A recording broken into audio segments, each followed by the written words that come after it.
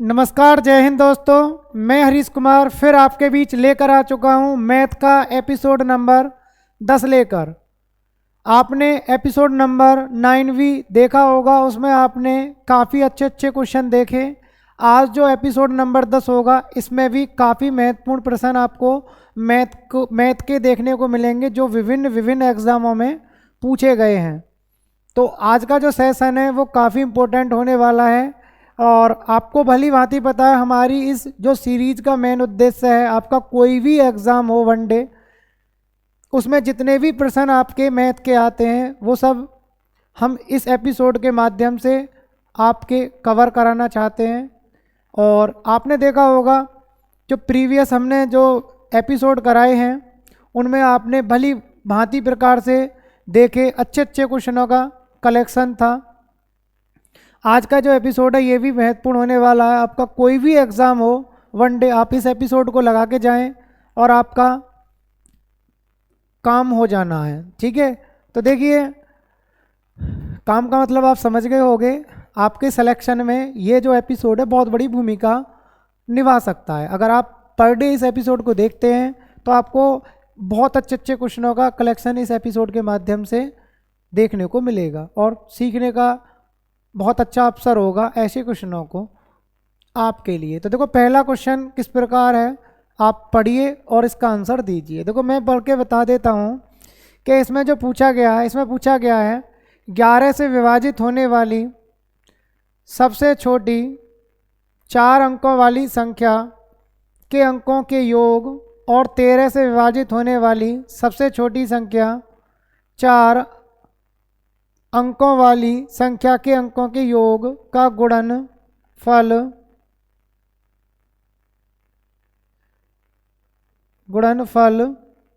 ज्ञात करें।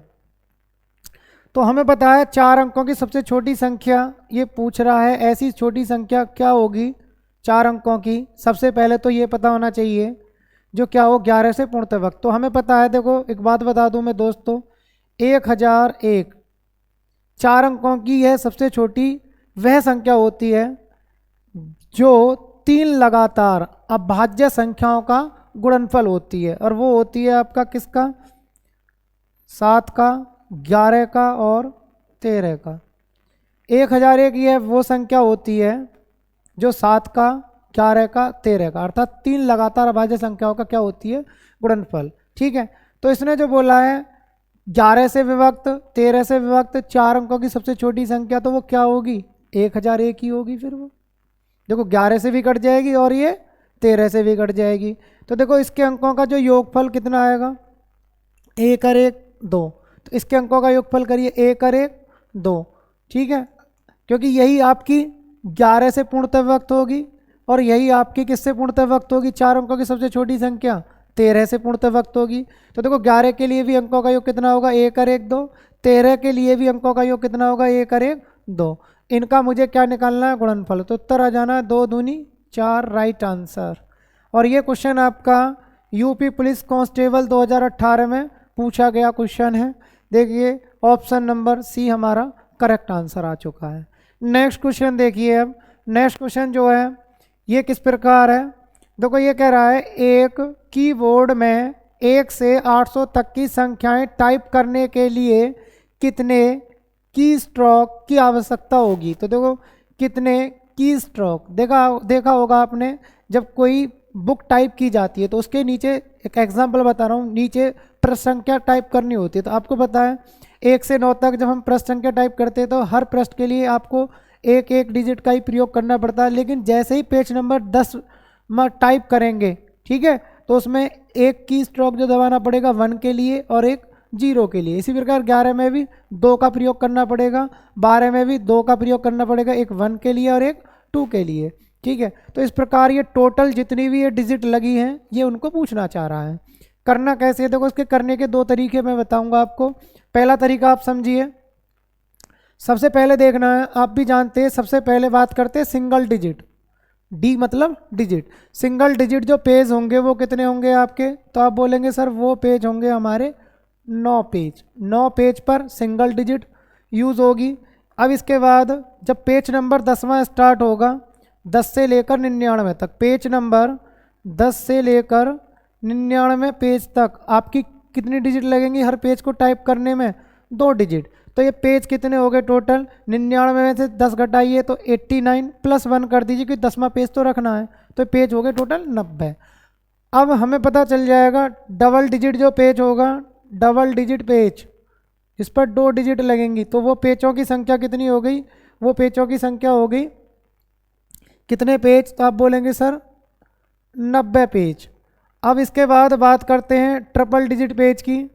तो ट्रिपल डिजिट जो पेज होगा वो आपका कहाँ से स्टार्ट होगा? पेज नंबर 100वें पेज से, और पेज नंबर 800 पेज तक जितने भी पेज होंगे हर पेज में आपको कितनी डिजिट की आवश्यकता होगी?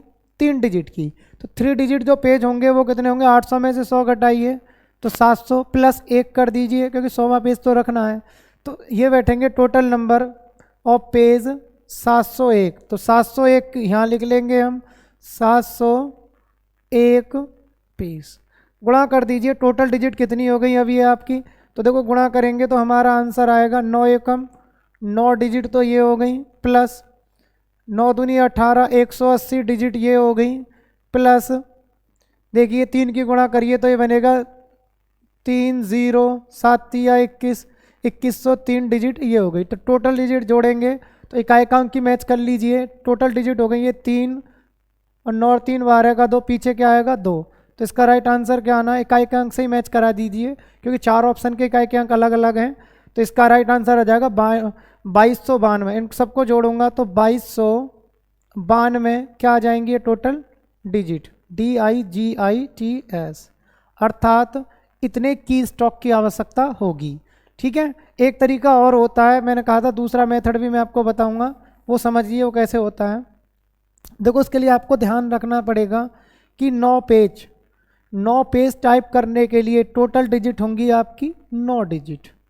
अगर आपको 1 से लेकर 99 तक पेज टाइप करने हैं, 1 से 99 तक पेज टाइप करने हैं तो आपको टोटल डिजिट की आवश्यकता होगी 189 डिजिट। अगर आपको 999 पेज टाइप करने हैं 1 से लेकर तो आपको टोटल डिजिट की आवश्यकता होगी 2889 डिजिट की। ये आपको पहले से ही पता होना चाहिए। अब देखिए मैं इसको कैसे कर दूंगा फिर इस तरीके से हम ऐसे कर देंगे। हमारे पास टोटल पेज कितने हैं? 800।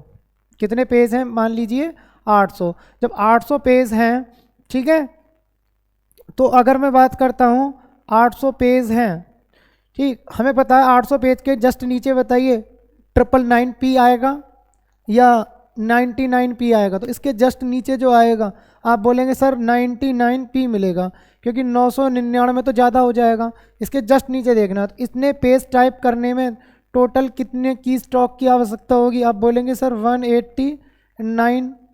ठीक है, अब ये बताइए ऐसे कितने पेज बचे जो 99 पेज से ऊपर है? तो इसमें से इसको घटा दीजिए, जब इसमें से इसको घटाएंगे तो कितने पेज हो गए? 701 पेज।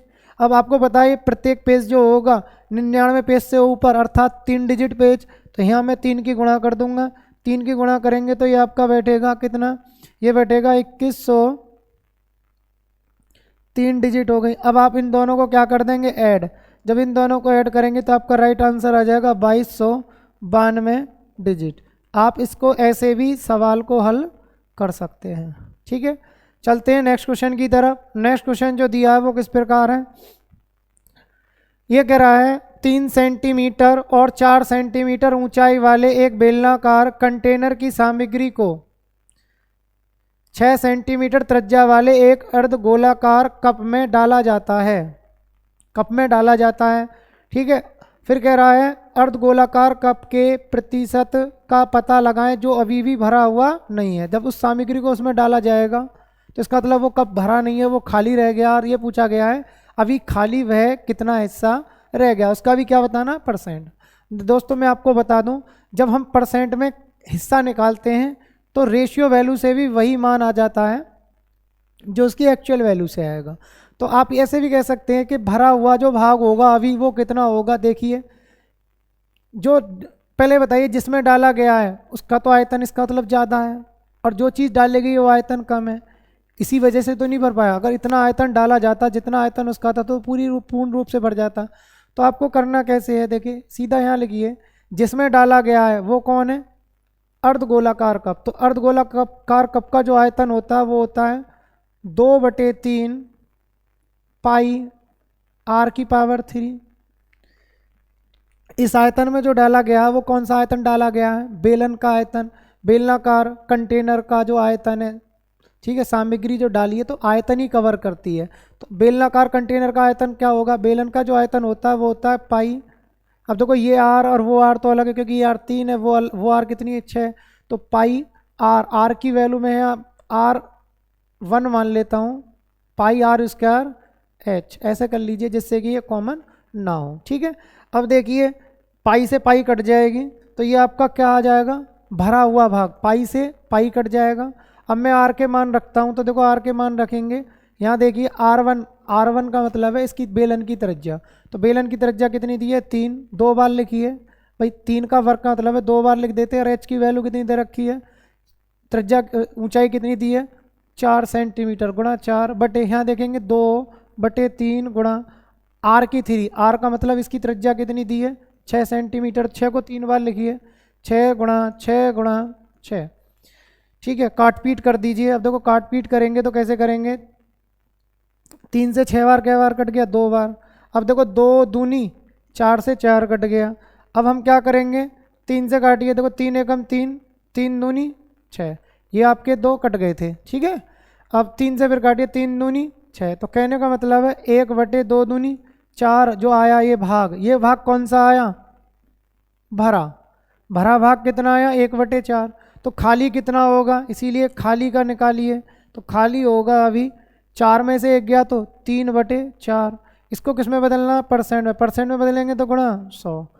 काट पीट मचाइए, आपका आंसर आ जाएगा 4 से कै बार 25 बार, 25 थी 75%। कहने का मतलब था 25% भर गया था और 75% अभी कटोरा जो था वो खाली रह गया था। अर्धगोलाकार जो कप था, कटोरा या कप जो भी है, 75% अभी उसका क्या है, हिस्सा खाली है। तो यही हमसे पूछा गया है, option number C correct answer.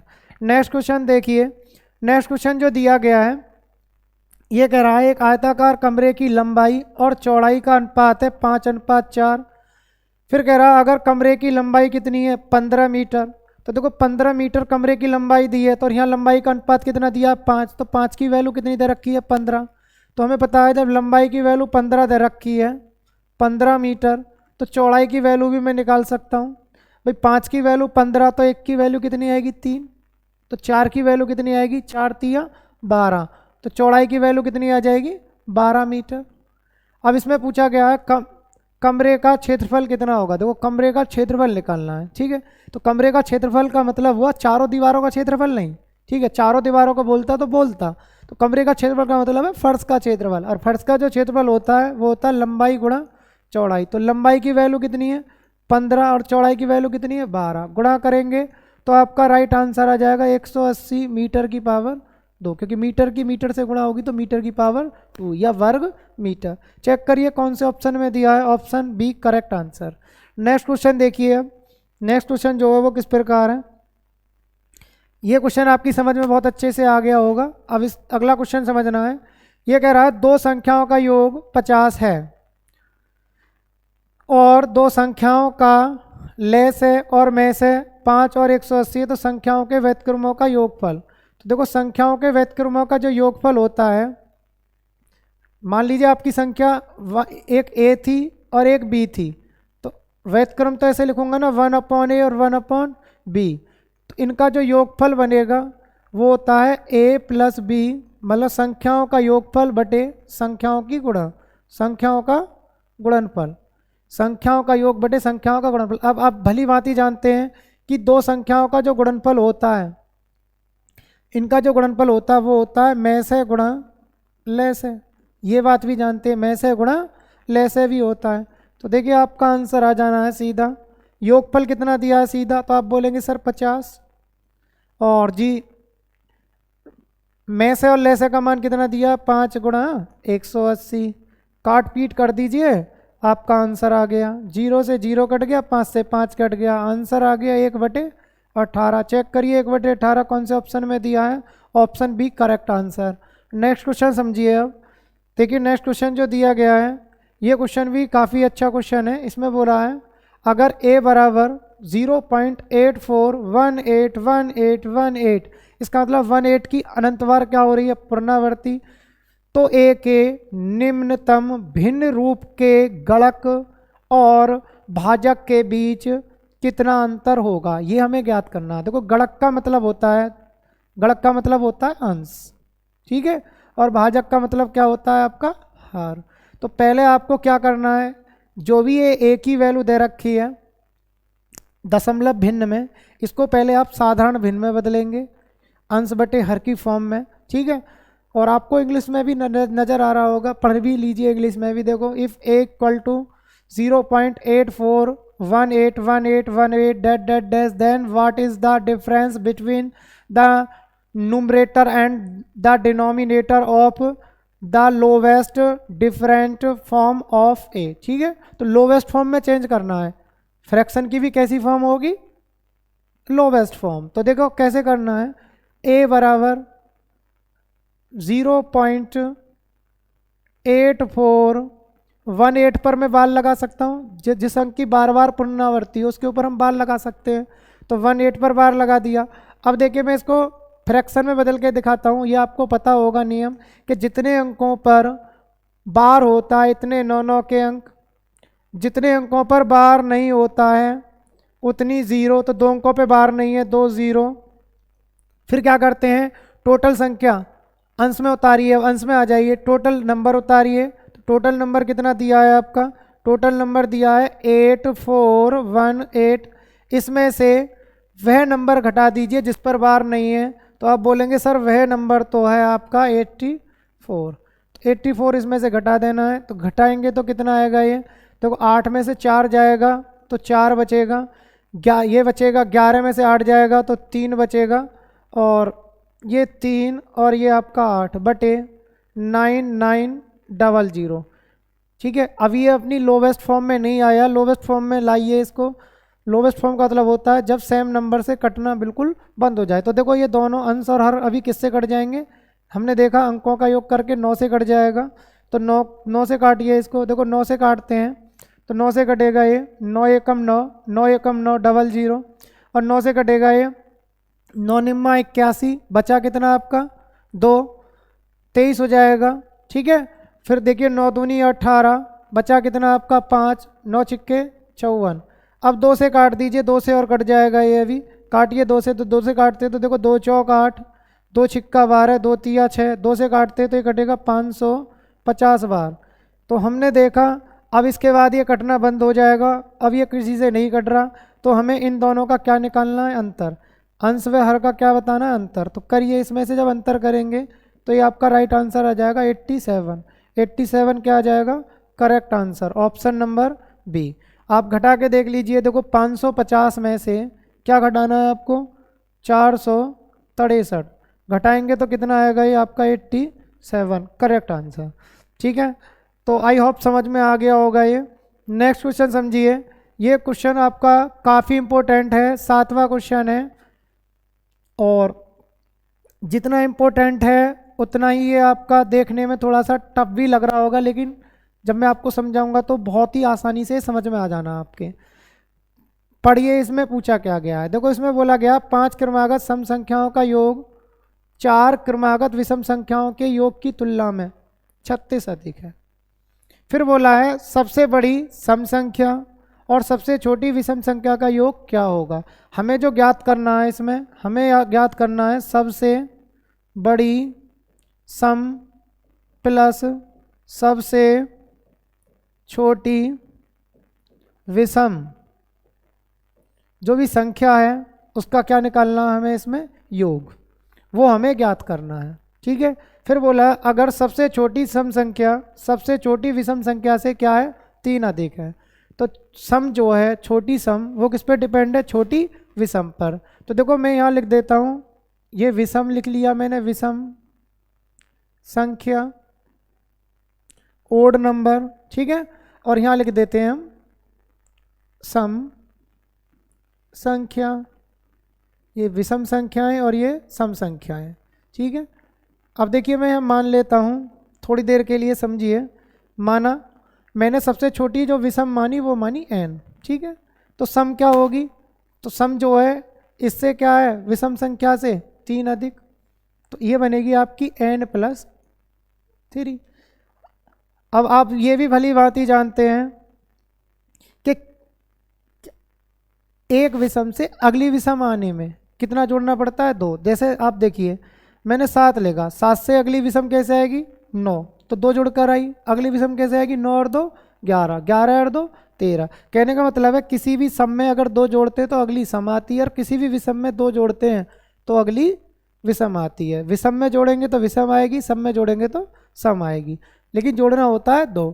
तो देखिए इससे अगली जो विषम संख्या क्या आएगी, अब हम आगे को लिख सकते हैं। अगली विषम संख्या क्या रही होगी, तो आप बोलेंगे सर अगली विषम संख्या रही होगी n+2। इससे अगली क्या रही होगी, n+4। भाई 2 और जोड़ो, 2 और 2 4। और इससे अगली भी क्या रही होगी, तो n+2 और जोड़ो, 4 और 2 6। इसी प्रकार मैं सम संख्याएं लिख सकता हूँ 5। ये कितनी लिखनी है हमें, 4, और ये लिखनी है 5। तो इससे अगली होगी आपकी n+3 और 2 5, n+5 और 2 7, n+7 और 2 9, n+9 और 2 11। तो ये कितनी होगी, 1 2 3 4 5। तो ये आपकी होगी 1 2 3 4 5। तो ये आपकी लगातार 5 क्या होगी, सम संख्याएं। अब हमें क्या करना है, इसमें बोला गया था 5 क्रमागत सम संख्याओं का योग देखना है। तो इनका योग बताइए। तो इनका जो योग आएगा, मैं इनका योग निकालता हूँ। देखो इनका अगर मैं क्या निकालता हूँ, योग, तो इनका योग करेंगे तो योग बन के आएगा दोस्तों, करिए क्या बनेगा। तो आप बोलेंगे सर इनका जो योग बन के आएगा वो बन के आएगा 1 2 3 4 5, 5n प्लस इनको जोड़ेंगे तो ये बनेगा आपका 35। ठीक है, 11 9 7 5 3, ये आपका योग आ गया।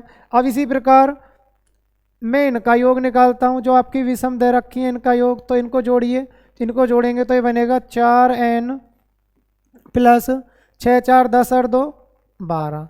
अब शर्त क्या है सवाल में, शर्त ये है कि जो सम संख्याओं का योग है वो विषम संख्याओं की तुलना में क्या है, 36 अधिक है।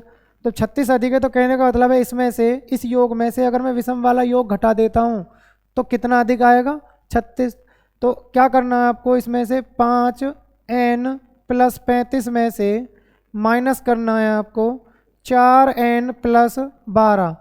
विषम घटा दीजिए, विषम योग, सम योग में से विषम योग घटाएंगे तो कितना अधिक आ रहा है, 36। अब यहाँ से मैं n का मान निकाल लेता हूँ। देखो n का मान निकालेंगे, देखो 5n में से 4n गया तो n बचेगा, 35 में से 12 घटाएंगे तो आपका बचेगा प्लस का 23। ठीक है, बराबर 36। अगर मैं यहाँ से n का मान निकालता हूँ 23, और 36 में से 23 घटाएंगे तो कितना आया ना आपका 13। तो n का मान कितना आया, 13। जब हमारा n का मान निकल आया तो मैं सबसे बड़ी सम भी निकाल सकता हूँ और सबसे छोटी विषम। तो सबसे छोटी विषम क्या होगी, n। n का मतलब क्या आया, आप बोलेंगे सर n का मतलब तो आया आपका 13। तो सबसे छोटी विषम 13 आ गई, प्लस सबसे बड़ी सम क्या होगी, तो सबसे बड़ी सम क्या होगी, n+11। n+11 जो होगी ये आपकी n+11, ये क्या होगी आपकी सबसे बड़ी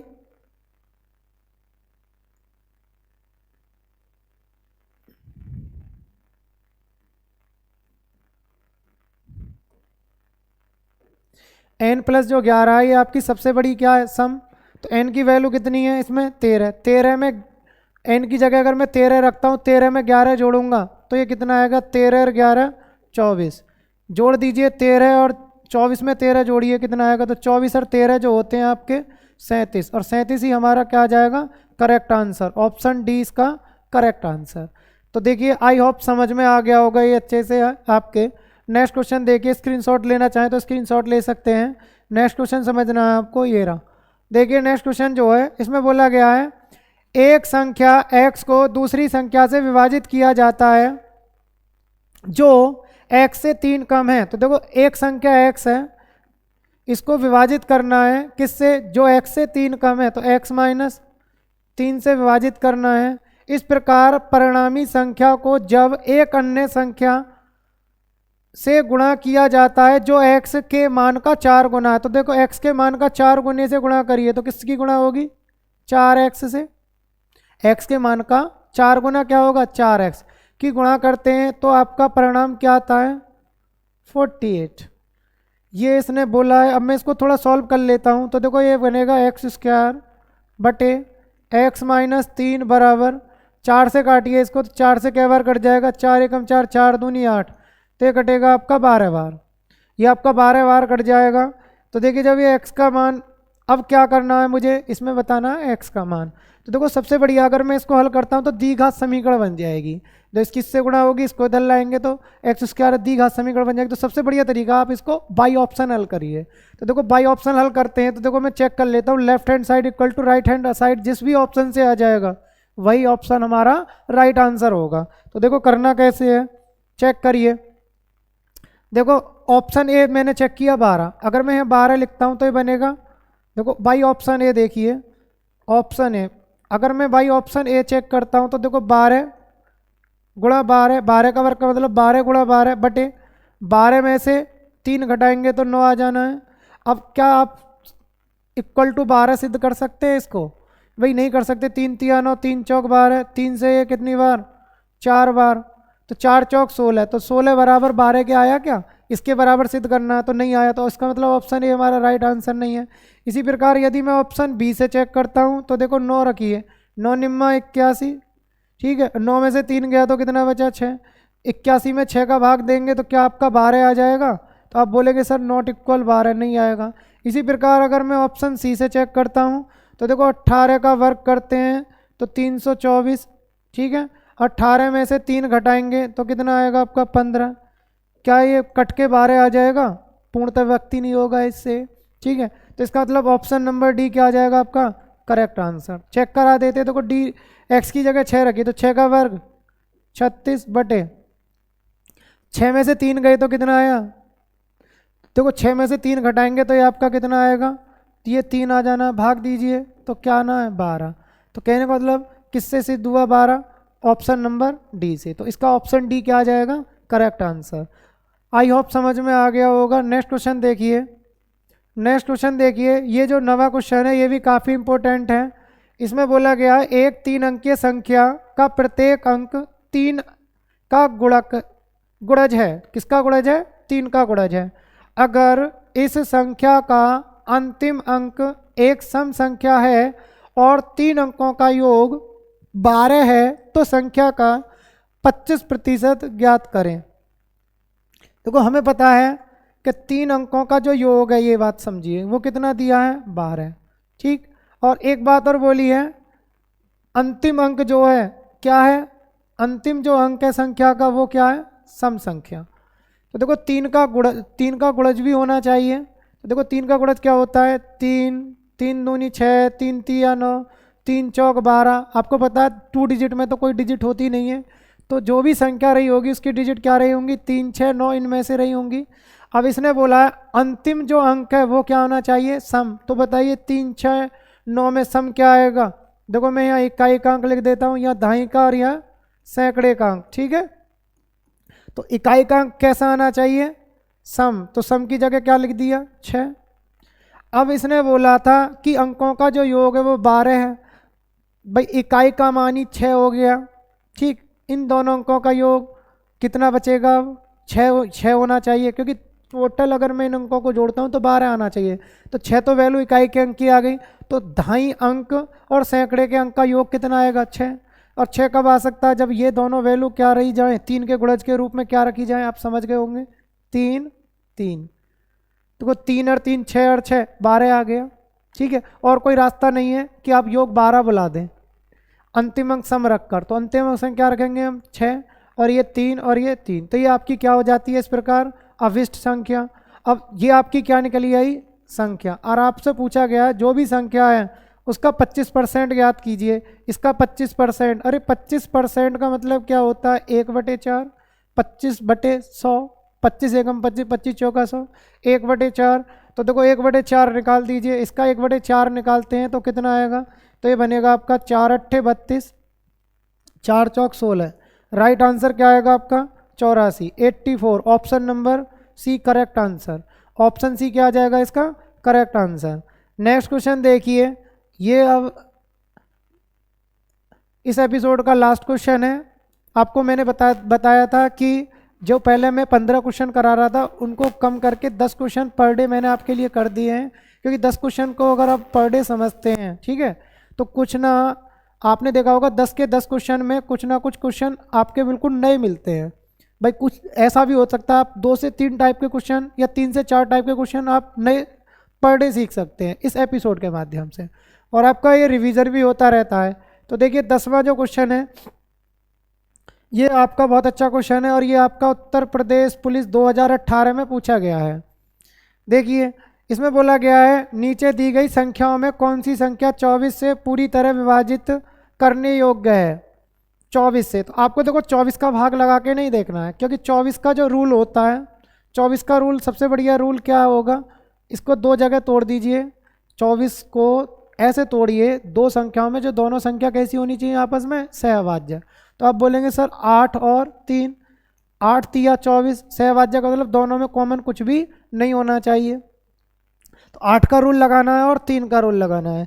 तो देखो मैं पहले 3 के रूल से चेक कर लेता हूँ। 3 का रूल क्या होता है, अंकों का योग, ठीक है। तो अंकों का योग करके देखिए, आप देखिए इसमें जो दिया है, देखिए 7 4 और 1 5, 4 और 1 5, 7 5 12 कट जाएगा 3 से। 4 और 4 8, क्या 3 से पूर्णतः विभक्त है? तो हमें पता चला ये 3 से पूर्णतः विभक्त नहीं है। जब ये 3 से पूर्णतः विभक्त नहीं है तो ये 24 से भी पूर्णतः विभक्त नहीं होगा। इसको देखिए, क्या ये 3 से पूर्णतः विभक्त है? तो आपने देखा 8 और 2 10 और 8 18, 3 से कट गया।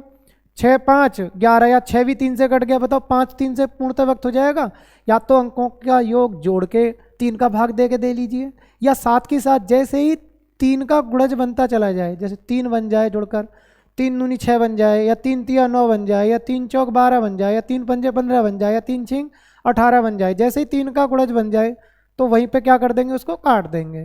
काटने का मतलब होता है उसका रिमाइंडर क्या है, 0, ठीक है। तो यहाँ पर शेष कितना बच रहा है भाई, 5 5 3 से पूर्णतः विभक्त है क्या? नहीं है। तो इसका मतलब ये भी 3 से पूर्णतः विभक्त नहीं है। जब ये भी नहीं है तो ये भी ऑप्शन हमारा राइट आंसर नहीं है।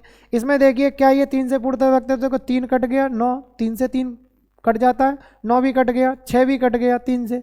अब देखो 7 4 11, क्या 11 3 से पूर्णतः विभक्त है? तो नहीं है। तो ये भी संख्या 3 से पूर्णतः विभक्त नहीं है, तो 24 से भी नहीं होगी। बचा ऑप्शन डी।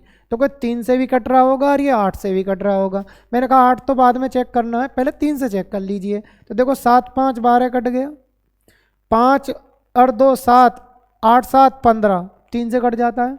तो कहने का मतलब है यह संख्या आपकी 3 से पूर्णतः विभक्त है, और जब 3 से पूर्णतः विभक्त है तो यह संख्या आपकी 8 से भी कट रही होगी, ठीक है, क्योंकि अकेला ऑप्शन फंसा है जो 3 से पूर्णतः विभक्त है, वो ऑप्शन नंबर डी। तो इसका राइट आंसर क्या आ जाएगा, ऑप्शन नंबर डी। तो आई होप ये समझ में आपके सभी क्वेश्चन आए होंगे।